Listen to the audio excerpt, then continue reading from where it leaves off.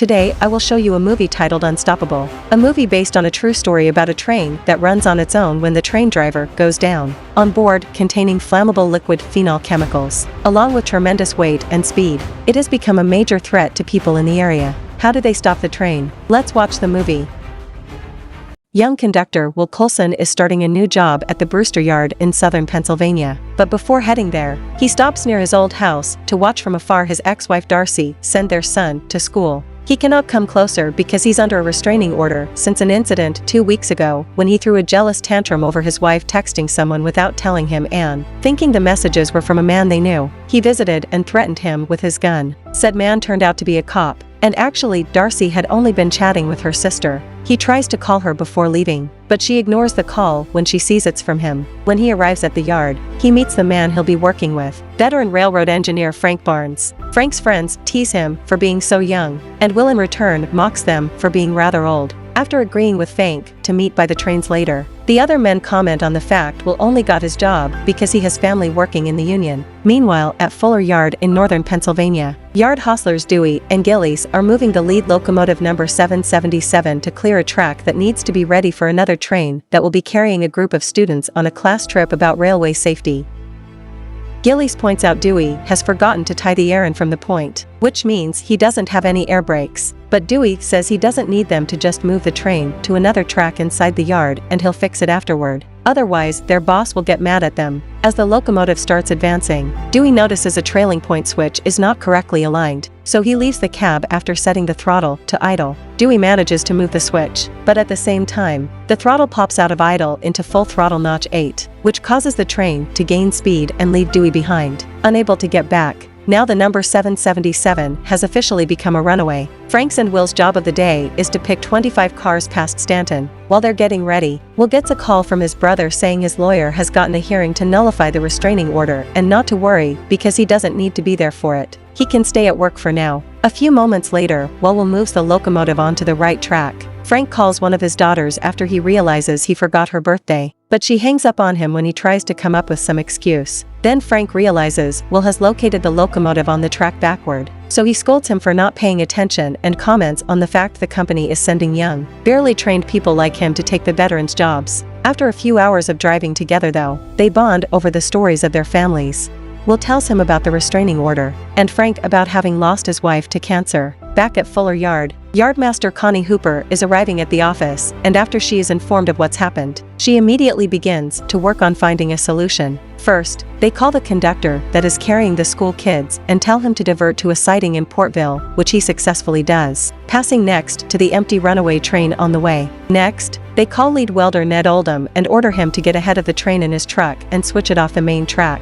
However, when Ned makes it to the switch, it's too late. The train has already passed, which means it is running on full power. Connie sends Ned, Dewey, and Gillies to follow the train in their cars while she calls the police, so they send officers to every mainline crossing. Dewey and Gillies get close to the train and Gillies even manages to grab the railing, but he finds himself obliged to let go when a sign gets in the way between them and the train, making them lose it. When Frank and Will make it to the yard, Will gets distracted by another call from this brother telling him the judge didn't like him not being there and has extended the restraining order for another 30 days. Now in a bad mood, Will accidentally cuts in too many cars, gaining him the angry scolding from Frank again. While they're arguing, they receive a call warning them about the runaway and asking them to clear their train at the next siding, which is still 10 miles away. The accident is starting to make it to the news, and now Connie receives an angry call from Oscar Galvin, VP of Train Operations. When he asks about the cargo the runaway is carrying, she mentions something called molten phenol, but she doesn't know what it is exactly.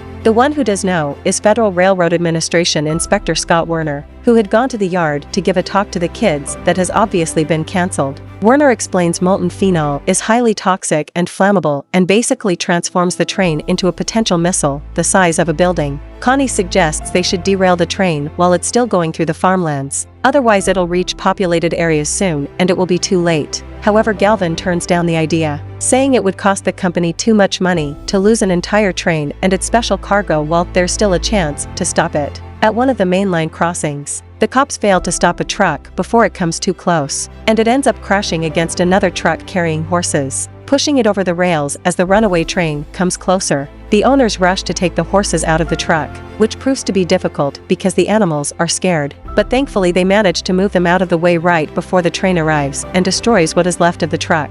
In the meantime, Frank calls the main office to report a problem.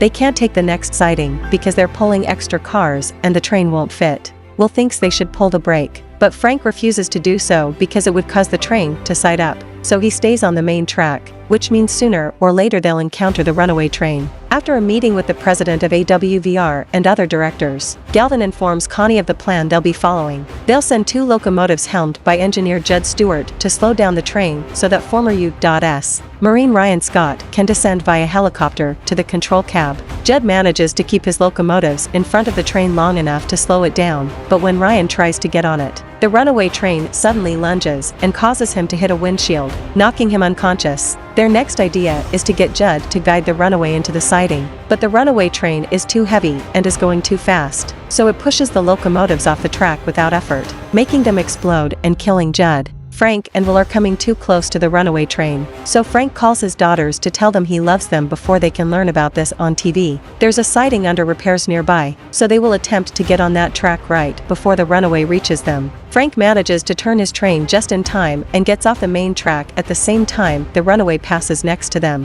but they're still carrying too many cars, so the runaway train destroys Frank's last boxcar. One of Frank's friends at headquarters informs him they're evacuating the next town, which means they'll be derailing the train like they should have done earlier. Frank doesn't believe it will work, however, because portable derailleurs aren't strong enough to resist the high speed and rather heavy weight of the runaway train. He has another idea, though. He's noticed the last car of the runaway has an open coupler, so they could travel in reverse and attempt to couple their engine to the runaway, then use their own brakes to slow it down before it reaches the Stanton curve. At first, Will thinks the idea is too dangerous, but accepts to go with Frank when he realizes his wife and kid are in danger. The duo disconnects the cars from their locomotive and starts driving it in reverse while informing Connie of their plan, surprising her with the news of the incoming derailing since Galvin didn't tell her anything and he wasn't picking up her calls. When hearing about what Frank is trying to do, however, Gavin accepts talking to them, threatening Frank with firing him if he doesn't stop right now. The thing is, Frank has already been fired with forced early retirement and half benefits. He received the 90-day notice 72 days ago. This makes Will understand Frank's complaint about the young trainees stealing the seniors' jobs, so when Galvin tries to threaten him with firing him as well, Will ignores him and shows support for Frank's plan. After they hang up on Galvin,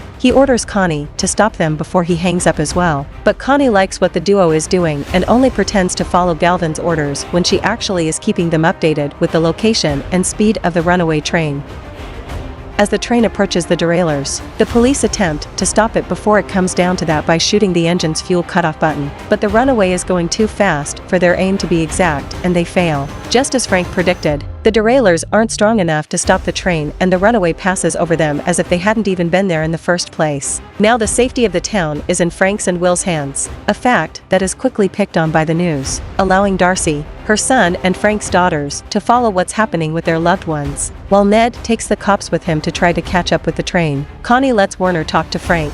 He's done the math and advises them that instead of gunning the train in the opposite direction, they should alternate full throttle and dynamic braking. It may lose them some counter thrust, but they'll compensate for it in tractive voice. Frank is a bit skeptical of the idea, but accepts to try it since the guy seems to know what he's talking about and Connie supports him. As they get closer to the runaway train, Will decides to go outside and guide Frank through a combination of hand signs and messages through the walkie-talkie. When the trains finally come in contact with each other, Frank's locomotive accidentally blows the runaway's car seal, causing it to spray grain all over them. Frank pushes the locomotive again, this time managing to get the locking pins touch, but they still won't engage. Will decides to jump in the middle of both trains and push the pin with his own foot, solving the problem, but also slipping and almost falling off. He manages to hold on to the railings and climb back up, but his foot is now hurt. When he returns to the cab, Frank gives him some tape to bandage it temporarily. They're about to reach the Stratton curve, so Frank concentrates on starting a game of tug-of-war using the tactic Werner told him earlier. They manage to slow down things a little bit, but the runaway train overpowers them with its speed and weight and is still dragging them with it. Will gets an idea then. They should try to engage the handbrakes on each car, since his foot is hurt. Frank leaves him in charge of the dynamic brakes and throttle while he climbs on top of the roof and jumps from car to car, activating the handbrakes. The locomotive eventually loses its brakes to the traction motors being overworked. and the train starts gaining speed again. They decide to try the independent air brake to save them from the incoming curve. So Frank guides Will through the walkie-talkie and tells him when to hit the independent to achieve perfect maneuvers. Their combined effort is successful, and the runaway manages to follow the curve with little damage caused to their surroundings. Now they're out of the dangerous curve. Frank goes back to jump from car to try to reach the runaway's cab, but the last gap is too wide for him to jump over. When they are starting to think there's no hope left, Ned shows up in his truck, making its way next to the train after causing 2 police cars to crash against each other.